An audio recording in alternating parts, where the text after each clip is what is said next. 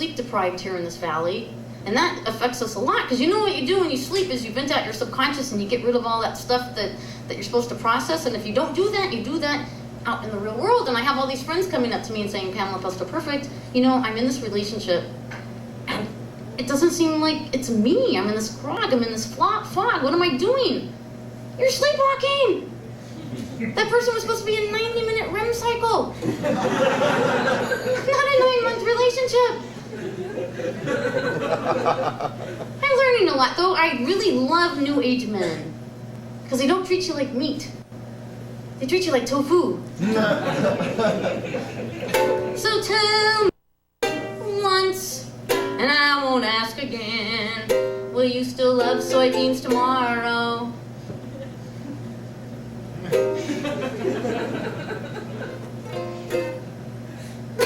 You make me feel, you make me feel, you make me feel like natural wheat gluten.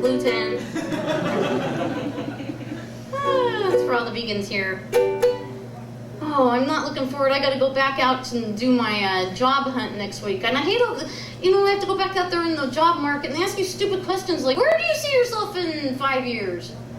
I thought this job was for a clerk, not a clairvoyant. My gosh, and then they say, are you interested in part-time or full-time?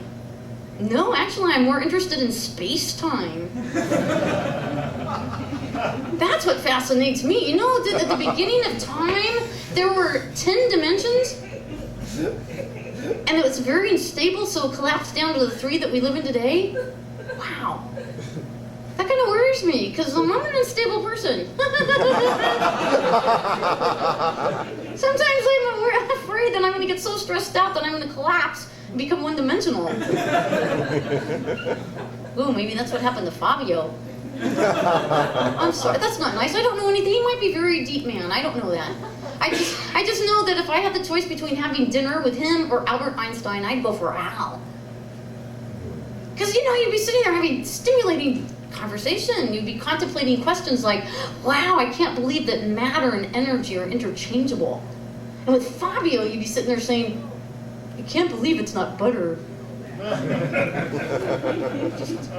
just the deepness there. So I went to the bookstore to help me out for my job hunt, and I found job hunting for the totally clueless, job hunting for dummies. But I couldn't find anything for job hunting for vegans. It just sounds so warlike. I have to get my energy up to like go on this goddess quest. So I started praying to the goddess of the hunt in Greek mythology, who is Artemis. And she was also the protectress of wild animals. Kind of a confused woman. A little ambivalence going on there. But you know what they used to do is they would run through the hills of Mount Olympus with quiver and bow and hunt. Just quiver and bow. Totally nude. And I think that we should add that to our laws too. You know, you have the right to bear arms as long as you're bare. And that'd be great at the gun shows because it sure would slow down those background checks. Ooh. Well, I'm not done. We got to talk about love a little bit more because we're in the holiday spirit and chestnuts roasting. And you know where I know a lot about love, and I learned most of it from watching television, like shows like Love American Style, truer than the red, white, and blue, woo, woo, woo. Love American Style, that's me and you, and on a star-spangled night, my love. You know, the next show I watched after that was, the Newlywed Game. And that was where you would tell really important information about your spouse in order to win the salad crisper. And then they brought back the same show years later, but they called it something different, Divorce Court. Here's another song from my youth that really affected me about love. When you're down and confused and you don't remember who you're talking to, concentration, slip away, 'cause your baby's so far away.